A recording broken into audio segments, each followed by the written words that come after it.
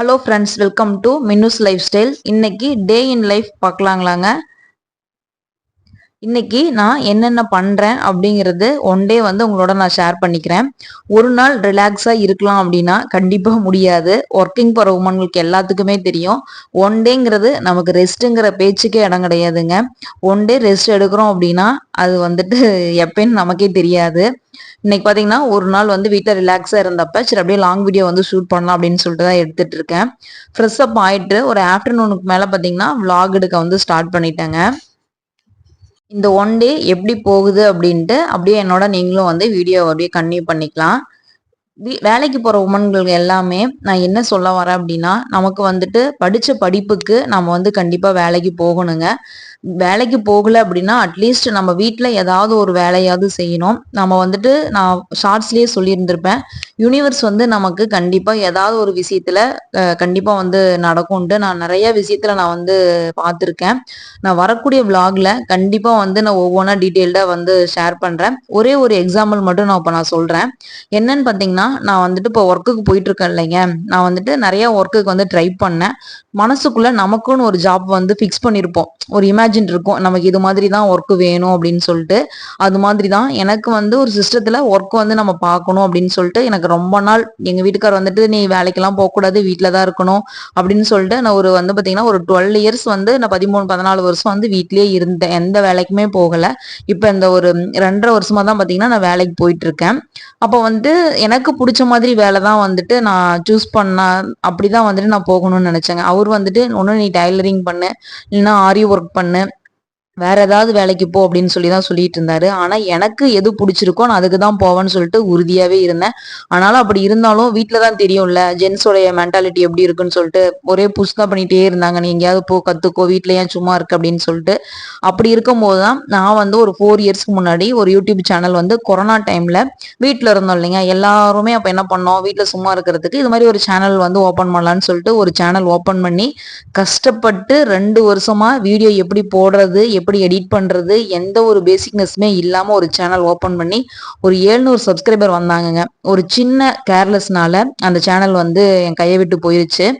உண்மையாவே அதுல எவ்வளவு உழைப்பு போட்டங்கிறது எனக்கு மட்டும்தான் தெரியும். ஒவ்வொரு விஷயமும் கத்துக்கிட்டு அதுக்கப்புறம் இந்த ஒரு மின்னூஸ் லைஃப் ஸ்டைல் சேனல் ஓபன் பண்ணேன். அது ஓபன் பண்ணதுக்கு அப்புறமும் பல ஸ்ட்ரகிள்ஸ், கொஞ்சம் நஞ்சம் கிடையாதுங்க. நீங்க நினைப்பீங்க ஒரு வீடியோ எடுத்து போட்டு நம்ம அது ரீச் ஆகுது ஆகல அப்படிங்கிறத விட அது நம்ம எப்படி கொண்டுட்டு போகணும், எத்தனை பேர்த்துக்கு நம்ம ஏச்சுக்கும் பேச்சுக்கும் ஆளாகணும் அப்படிங்கிறது தான் உண்மை. நான் ஒர்க்குக்கு போற இடத்துலயும் சரி, மற்ற இடத்துலயும் சரி என்கரேஜ் பண்ணுவாங்க. ஆனா மறைமுகமா ஒரு சில விஷயம் சொல்லும் போது ரொம்ப கஷ்டமா இருக்கும். நான் நினைச்சிருக்கேன் வீடியோவே வேண்டாம்பா சாமி, இனிமேல் போடவே வேண்டான்னு.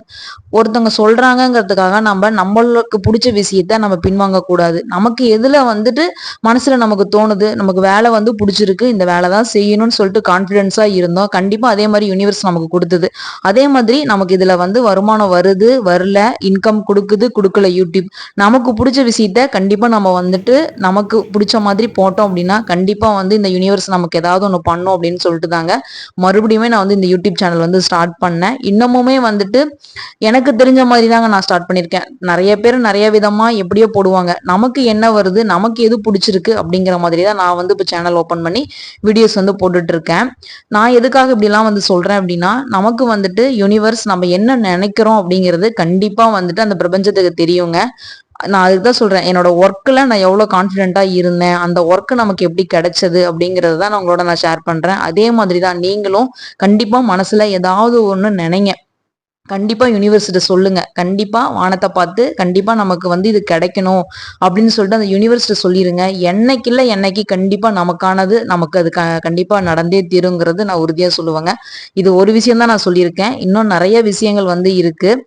அது மாதிரி தான் ஒவ்வொன்றும் நான் வரக்கூடிய விளாக்ல நான் உங்களோட நான் ஷேர் பண்றேன். ஒர்க்குக்கு போயிட்டு இது மாதிரி லாங் வீடியோ ஷூட் பண்றது, ஷார்ட் வீடியோ போடுறதெல்லாம் எவ்வளவு கஷ்டம் தெரியுங்களா? ஆனா எனக்கு பிடிச்சிருக்கு. எவ்வளவு கஷ்டம் இருந்தாலும் சரி எல்லாத்தையுமே மேனேஜ் பண்ணிட்டு நான் ஒண்டியாவே, எங்க கேமரா மேன் யாரும் கிடையாது, நானே ட்ரைபேட் வச்சு வீடியோ எடுப்பேன், எடிட் பண்ணுவேன், வாய்ஸ் ஓவர் கொடுப்பேன். வீட்டுல இருக்க எல்லா வேலையும் நான் தான் பண்ணுவேன். எங்க வீட்டுல பாத்தீங்கன்னா 4 பேர், நானு, ஹஸ்பண்ட், ஹர்ஷத், மாமியார். நாங்க 4 பேர். மாமியார் எந்த வேலையும் செய்ய மாட்டாங்க, செய்யவும் விடவும் மாட்டேன். எனக்கு எனக்கு வேலை செஞ்சாதான் பிடிக்கும். அதனால நான் அவங்கள செய்யவும் விட மாட்டேன். நானே எனக்கு எல்லா வேலையும் என்ன தேவையோ அது வந்து நானே செஞ்சுக்குவேன். எல்லா வேலையும் முடிச்சுட்டு நைட் டைம் வந்து பார்த்தீங்கன்னா, இது மாதிரி வீடியோ எடுத்துருவாங்க. நைட் டைம் வந்துட்டு எடிட் பண்றது, வாய்ஸ் ஓவர் குடுக்கறது, நெக்ஸ்ட் டேக்கு என்னலாம் நான் ப்ரிப்பேர் பண்ணணும் அப்படிங்கிறது முடிவு பண்றது. ஆஃபீஸ் டைம்ல டீ டைம்லயா இருக்கட்டும், லஞ்ச் டைம்லயா இருக்கட்டும், நான் வந்து அங்க சும்மா உட்காந்துட்டு இருக்க மாட்டேன். எடிட் பண்ணுவேன். ஃப்ரெண்ட்ஸுங்களோட கொஞ்ச நேரம் பேசுவேன். மத்தபடி பார்த்தீங்கன்னா, எடிட் பண்ணுவேன். நமக்கு கிடைக்கிற டைம் எவ்வளவோ, நமக்கு புடிச்ச விஷயம் எதுன்னு சொல்லிட்டு ஒவ்வொன்னும் பார்த்து, அந்த டைம்ல பார்த்தீங்கன்னா, நான் எடிட் பண்றதா இருக்கட்டும், இல்ல வீடியோ வந்துட்டு கண்டென்ட் வந்து கிரியேட் பண்றதா இருக்கட்டும், எது மாதிரி வீடியோ வந்து நம்ம சூஸ் பண்ணலாம் அப்படிங்கிறது ஒவ்வொன்றும் யோசிக்கிறதா இருக்கட்டும், ஒவ்வொன்றுமே பார்த்து பார்த்து தாங்க நான் வந்துட்டு யோசிச்சு பண்ணிட்டு இருக்கேன். கண்டிப்பா நம்ம சேனல் வந்து உங்களுக்கு பிடிச்சிருக்கும்னு நினைக்கிறேன். பிடிச்சிருந்ததுன்னா மறக்காம சப்ஸ்கிரைப் பண்ணிட்டு பாருங்க. கண்டிப்பா நான் வந்துட்டு ஒவ்வொரு வீடியோவா உங்களுக்கு நான் வந்து அப்லோட் பண்றேன். ஒரு யூஸ்ஃபுல்லான வீடியோவா தான் கொடுக்கணும்னு நானும் ட்ரை பண்றேன்.